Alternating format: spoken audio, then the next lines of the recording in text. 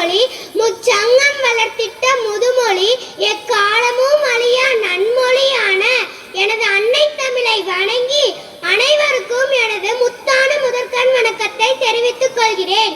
என் பெயர் ஸ்ரீதீபஸ்ரீ. உங்கள் அனைவருக்கும் இனிய குடியரசு தின நல்வாழ்த்துக்கள். அரசர்களை கொண்டது முடியரசு, மக்களால் உண்டானது குடியரசு. விடுதலை இந்தியாவில்